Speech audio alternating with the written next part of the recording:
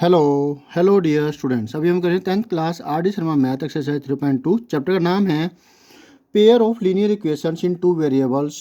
कर रहे हैं हम क्वेश्चन नंबर 2। क्या दिया हुआ है इस एक्सरसाइज के क्वेश्चन नंबर 2 में वो देखिए समझिए। आपको दो इक्वेशंस दे रखी है, नज़र आ रही है कि भी एक ही वेरिएबल है, लेकिन ये इक्वेशंस ही है और दो वेरिएबल के रूप में है, क्योंकि दिया ही हुआ है कि ये linear equation in two variables है, राइट। क्योंकि चैप्टर ही ये वाला है, तो हमें क्या करना है, इसको सोल्व करना है ग्राफिकली। कैसे वो देखिए समझिए। तो क्योंकि यहाँ पर तो सिर्फ एक ही वेरिएबल है, तो हम इसको लिख सकते हैं एक्स इक्वल टू 0। और जो एक्स इक्वल टू 0 का मतलब है कि ये वाई एक्सिस की इक्वेशन है। अब सॉल्यूशन फिर भी अगर निकाल के दिखाने हो तो फिर क्या होगा, इसे हम 0y लिख सकते हैं। अब y की वैल्यू कुछ ही पुट करो, x की वैल्यू 0 ही आएगी, राइट। अगर देखिए putting y equal to 1, x की वैल्यू क्या 2 रखते हैं, ठीक है। तो x इक्वल टू क्या आएगा, 0 प्लस 0 मल्टीप्लाई 2, तो ये तो 0 हो गया, 0 प्लस 0 0, ठीक है। पुटिंग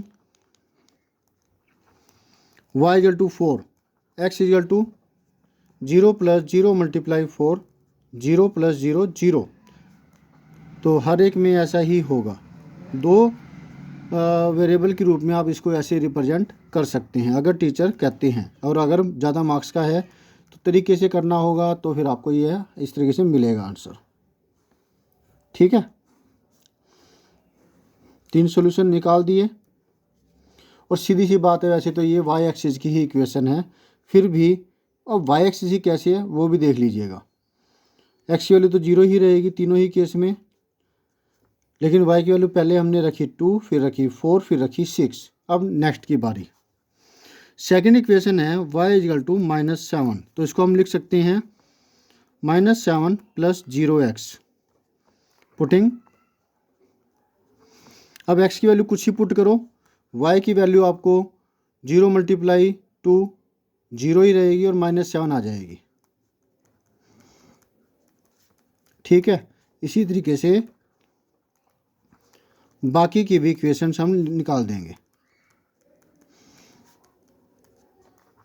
और लास्ट 0 प्लस 0 -7 -7, 3 सोल्यूशन निकल गए। एक्स वाई 2 रखी -7 आई वैल्यू, 4 रखी -7 आई, 6 वैल्यू रखी तब भी -7 ही आई है। अब इसे ग्राफिकली कैसे रिप्रेजेंट करेंगे वो देखिए। कार्टेशियन प्लेन, एक्स एक्सिस के ऊपर मैंने आधा सेंटीमीटर की डिवीज़न ली है और 2 2 की टेबल ही रखी है, ठीक है। क्योंकि स्पेस की कमी है, तब आप ज़्यादा ले सकते हैं इसी तरीके से, क्लियर है। 2 पहले देखते हैं, हमारे पास 3 सोल्यूशन थे, 0 2, एक्स वैल्यू 0 2 ये हो गई, और 4 और ये 6, तो यही जो है इक्वेशन है किसकी, एक्स इजल टू 0 की इक्वेशन, क्या सॉरी लाइन है। एक्स इजल टू 0 इक्वेशन को रिप्रेजेंट करते हुए ये यही लाइन जो है वाई एक्सिस होगी। नेक्स्ट जो हमें दे रखी थी y इजल टू -7, इसके लिए ये सोल्यूशन थे कौन कौन से, 2 -7 2 और -7 नीचे है,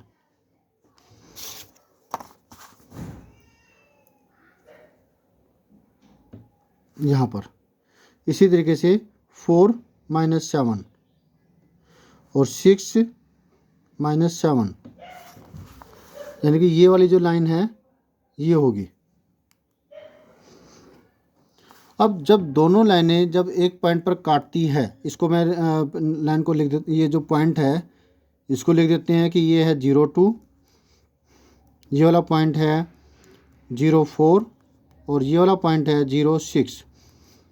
इसके केस में ये वाला पॉइंट है 2 -7,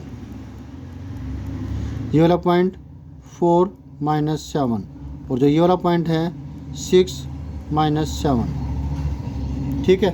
दोनों इस पॉइंट पे काट रहे हैं, मतलब अगर मैं यहाँ पर वैल्यू क्या पुट करूँ, ये है 0 - 7, मतलब अगर मैं इसकी x की जगह पर 0 पुट करता तो भी इसकी वैल्यू -7 ही आती, राइट।